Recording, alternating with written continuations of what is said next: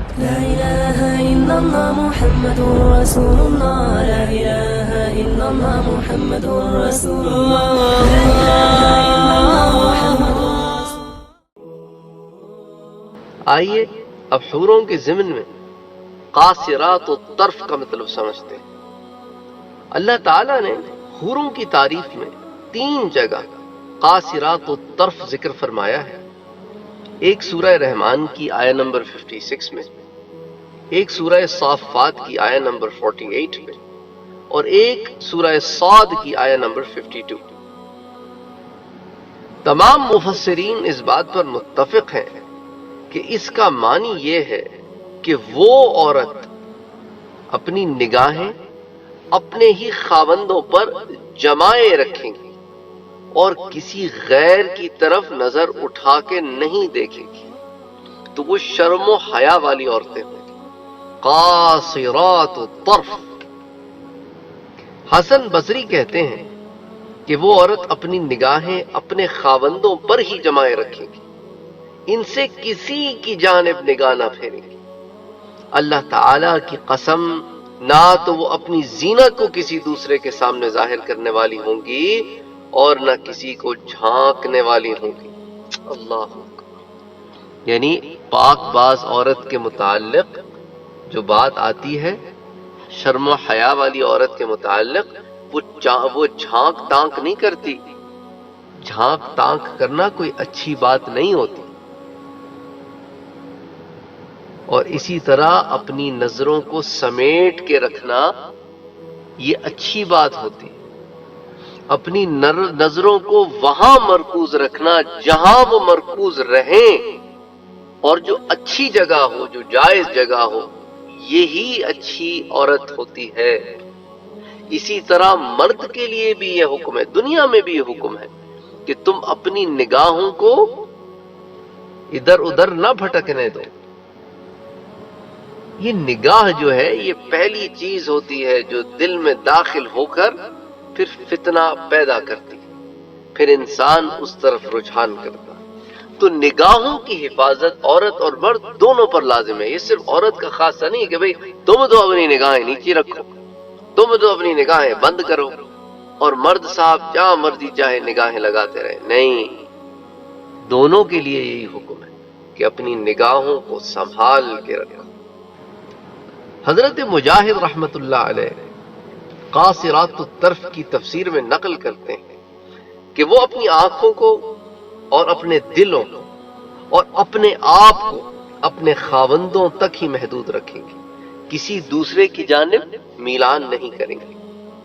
تو اب آپ یہ دیکھیں، یہ 3 جو کوالٹیز ہیں یہ عورت اور مرد دونوں میں ہونی چاہیے. دنیا میں اپنی آنکھوں کو، اپنے دلوں کو اور اپنے آپ کو، یہ 3 الگ الگ چیزیں ہیں، یہ انہی تک مرکوز رکھیں جہاں آپ کو شریعت نے اجازت دی. ادھر ادھر آنکھیں مٹکانا، ادھر ادھر آنکھوں سے جھانک تانک کرنا، غیر پر نظر ڈالنا، چاہے عورت ہو یا مرد، یہ فتنہ پیدا کرتا. پھر اپنے دل کو ایک جگہ لگانا اور نظر کو ایک جگہ رکھنا، خود فزیکلی کہیں اور ہونا، یہ ساری چیزیں منع ہے. بہرحال اب ایک اور جو ورڈ آتا ہے قرآن میں، وہ آتا ہے اطراب. اطراب یہ طرب کی جمع ہے، اور اس کا معنی ہوتا ہے کہ وہ حور جو ہے وہ انسان کے ہم عمر ہوگی. تو انسان کے ہم عمر کو طرب کہتے ہیں. طرب تو اطراب اس کی جمع ہے کہ حوریں ہم عمر ہوں گی.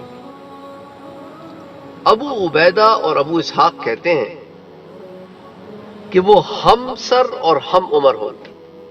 یعنی ہم سر سے مراد کہ بھئی ہم پلے کی ہوگی، برابری کی ہوگی. ایسا نہیں ہوگا کہ بھئی شوہر تو انٹیلیجنٹ ہے اور بیوی اس سے کوئی اس طرح کی انٹیلیجنٹ کانورسیشن ہی نہیں کر سکتی، حسین و جمیل تو ہے لیکن بات نہیں کر سکتی.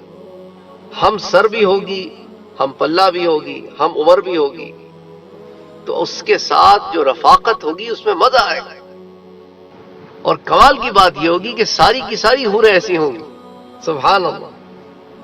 حضرت ابن عباس اور دیگر مفسرین کہتے ہیں کہ وہ تمام کی تمام ایک ہی عمر کی ہوں، یعنی 33 سال کی ہوں، حسن و جوانی میں بالکل شباب پر، بالکل شباب پر، کہ ہر چیز ان کی اس وقت اس پیک پر ہوگی، جوانی کی پیک پر ہوگی، اندر باہر ہر چیز۔ اب آپ دیکھیں نا، جب عمر بہت کم ہوتی ہے، کبھی ایسے ہوتا ہے بدن بن جاتا ہے ذہن نہیں بنتا، کبھی ذہن بن جاتا ہے بدن نہیں بنتا، لیکن ایک عمر ہوتی ہے جس پہ بدن بھی اپنے حسن و جمال پر ہوتا ہے اور ذہن بھی اپنے حسن و جمال پر ہوتا ہے اور کمال پر ہوتا ہے۔ تو اسی کی طرف یہاں اشارہ ہے۔ ابو اسحاق کہتے ہیں کہ وہ بھرپور جوانی اور حسن والی ہوں گی، اور انسان کے ہم عمر کو اس کا ترب اس لیے کہا جاتا ہے کہ زمین کی جو مٹی ہے ایک ہی وقت میں دونوں کو مس کرتی ہے، اور قرآن کریم میں یہ بتلانا کہ وہ ہم عمر ہوں گے، اس سے یہ وضع کرنا ہے کہ ان میں کوئی بوڑھی اور کوئی زیادہ عمر والی ایسے نہیں ہوگی، اور نہ ہی وہ کم عمر بچیاں ہوں گی کہ جن سے خواہش پوری نہ کی جا سکے۔ اسی طرح ایک اور ورڈ جو حور کے لیے آتا ہے وہ ہوتا ہے عروبن۔ عروبن یہ جمع ہے عروب کی، اور یہ ان عورتوں کو کہا جاتا ہے جو اپنے خاوندوں کو پیار کرنے والی، اس لیے کہا عروبن اترابا۔ اتراب تو میں نے آپ کو بتا دیا، عرب کا مطلب کیا ہے؟ وہ عورتیں جو اپنے خاوندوں کو پیار کرنے والی ہوں، تو ہم اثر بھی ہوں گی، ہم پلہ بھی ہوں گی، ہم فہم بھی ہوں گی، ہم سمجھ بھی ہوں گی، حسن و جمال کا پیکر ہوں گی، قاصرات و طرف ہوں گی، نگاہوں کو نیچے رکھنے والی ہوں گی، دلوں سے، جسموں سے، نگاہوں سے ساری کی ساری اپنے خاوند کی ہوگی، اور ساتھ ساتھ کیا ہوگی؟ عرب والی بھی ہوگی، پیار کرنے والی بھی ہوگی۔ ابن العربی کہتے ہیں کہ عروب وہ عورت ہوتی ہے جو اپنے خاوند کی فرما بردار اور اس کی جانب محبوب ہو، تو فرما بردار بھی ہوں گی، اطاعت گزار بھی ہوں گی۔ علامہ ابن قیم کہتے ہیں کہ عروب اس سے مراد عورت کا جمع کے وقت اپنے خاوند کے سامنے اچھے انداز سے لیٹنا اور نرمی کرنا مراد ہے۔ تو اس سے ایک مطلب یہ بھی نکلتا ہے کہ جب وہ دونوں ملیں گے اور ان کی ملاقات ہوگی، جب جمع ہوگا تو اس کو اس کے بھی آداب آتے ہوں گے، وہ بھی ایسے طریقے سے کرے گی کہ مرد کو اچھا لگے گا، اس میں بھی مرد کو انجوائے کرے گا، اس میں بھی اس کو پیار ملے گا، اور وہ چیز ملے گی جو اس خواہش کرتا، تو اس کو وہ آداب بھی آتے ہوں گے۔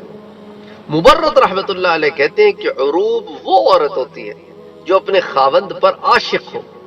مفسرین کرام نے عرب کی تفسیر میں ذکر کیا ہے کہ بے شک وہ عشق کرنے والی، پیار دلانے والی، ناز نخرے والی، آنکھوں کے سفید حصے میں سرخ ڈورے والی، بہت زیادہ محبت کرنے والی اور بہت زیادہ شہوت والی، یہ سارے الفاظ جو ہے عرب کے اوپر آتے ہیں۔ تو اب آپ اندازہ کر لیں کہ لفظ عرب سے اللہ تعالیٰ نے کتنی کوالٹیز اس میں جمع کر دی۔ تو لغت کے ماہرین، عربی زبان کے ماہرین، حدیثوں کے ماہرین، تفسیروں کے ماہرین، ان تمام لوگوں کی جو رائے ہے عرب کے متعلق، وہ یہاں میں نے آپ کے سامنے یہاں سمٹ کے یہ رکھ دی ہے کہ اب آپ کا ذہن جس طرف زیادہ رجحان کرے وہ چیز اس میں پائی جائے گی۔ اچھا، اسی طرح ایک اور ورڈ آتا ہے کواعب۔ کواعب، اچھا کہیں کہا نا عروبا اترابا، کہیں کواعب کا بھی ذکر آتا ہے۔ تو کواعب جو ہے نا، کواعب کاعب کی جمع ہے، اور وہ ایسی عورت کو کہتے ہیں کہ جس کی چھاتی، جس کے پستان جو ہے وہ ابھرے ہوئے۔ حضرت کلبی کہتے ہیں کہ گول پستان ابھرے ہوئے ہوں اس کو کاعب کہتے ہیں، تو کواعب کاعب کی جمع ہے۔ اچھا، اس لفظ کا جو اصل معنی گولائی ہے، اور مراد یہ ہے کہ اس کے پستان انار کی طرح ابھرے ہوئے ہوں گے، نیچے کی جانب لٹکے ہوئے نہیں ہوں گے، اور ایسی عورت کو کواعب بھی کہا جاتا ہے اور نواحد بھی کہا جاتا ہے۔ اسی طرح خیرات حسان، خیرات جمع ہے خیرات، اور حسان جمع ہے حسنہ کی۔ بس وہ اچھی صفت اور اعلیٰ اخلاق اور عادات والی ہوں گی، خوبصورت چہرے والی ہوں گی، تو اندر باہر حسن و جمال ہوگا، ظاہر کا بھی، باطن کا بھی، اخلاق کا بھی، اور صفات کا بھی، اور عادات کا بھی۔ حضرت وکی نے اپنی سند کے ساتھ حضرت عبداللہ سے روایت کی، حضرت عبداللہ ابن مسعود سے روایت کی ہے کہ انہوں نے فرمایا کہ ہر مسلمان کو خیرہ ملے گی، اچھی صفتوں والی، اعلیٰ صفتوں والی، تو ہر مسلمان کو خیرہ ملے گی، اور ہر خیرہ کہ اس کے لیے ایک خیمہ ہوگا، اور ہر خیمے کے 4 دروازے ہوں گے، ان میں سے ہر دروازے سے ہر دن ایسے تحفے اور ہدایا اور بزرگی لے کر فرشتے داخل ہوں گے جو اس سے پہلے اس کو نہ ملے ہوں گے۔ وہ عورتیں نہ پریشان ہوں گی اور نہ وہ بدبودار ہوں گی، اور نہ ان کے منہ سے بدبو آئے گی، اور نہ خاوند کے علاوہ کسی اور کی جانب نظر اٹھانے والی۔ تو خیرہ کی ایک ڈیفینیشن تو ہمیں اس روایت سے مل جاتا ہے۔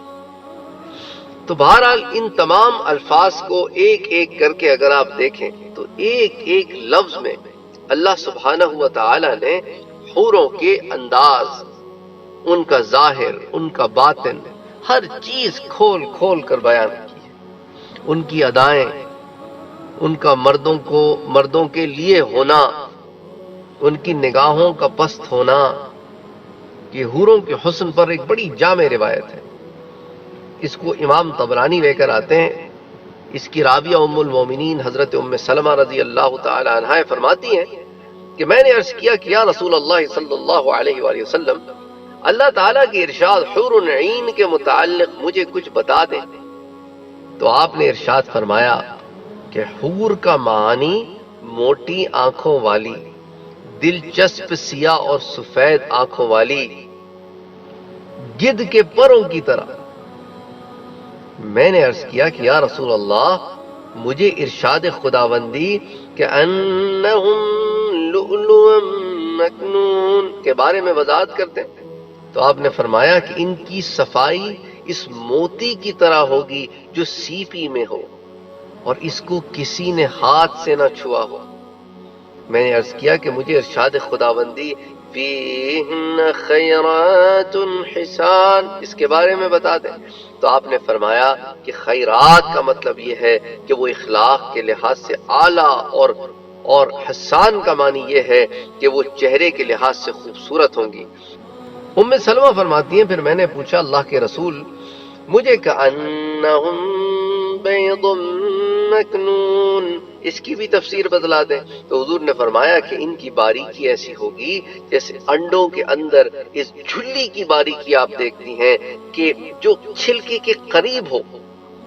فرماتی ہیں میں نے پوچھا اے اللہ کے رسول، مجھے عرباً اترابا کے بارے میں بھی بتائیں، تو آپ نے فرمایا وہ عورتیں جو اس دنیا سے بوڑھی، کمزور اعضاء والی، کمزور نظر والی جب قبض کی گئیں، ان کو اللہ تعالیٰ بڑھاپے کے بعد پیدا کرے گا تو ان کو کنواری بنا دے گا۔ سبحان اللہ، سبحان اللہ۔ یعنی دنیا والی عورتوں کا بھی ذکر ہے، اور حوریں تو ہوں گی ایسی کہ جو کنواری ہوں گی تو بالکل انہیں کسی نے چھوا ہوگا، اور یہ دنیا والی عورتیں بھی جیسا کہ میں نے آپ سے عرض کیا کہ یہ ہر ملاقات کے بعد پھر کنواری ہو جائیں گی۔ سبحان اللہ، سبحان اللہ، سبحان اللہ، کیونکہ جنت میں تو کسی چیز پہ زوال ہے ہی نہیں، کوئی تغیر ہی نہیں ہے، حسن و جمال بڑھے گا، چیز کوئی گھٹے گی نہیں، بڑھے گی ضرور، گھٹے گی نہیں۔ اسی طرح جیسا میں نے آپ سے پہلے عرض کیا تھا کہ دنیاوی عورتوں کو حوروں پر فضیلت ہے، تو یہ جو روایت ہے جو پہلے بھی آپ کے سامنے میں نے ذکر کی تھی، یہ خواتین اکثر پوچھتی ہیں کہ بھئی یہ تینیں تو حوریں مل جائیں گی، تو بھئی حوریں تو ملیں گی، ساتھ تم بھی تو ملو گی، اور تم تو حوروں سے افضل ہو۔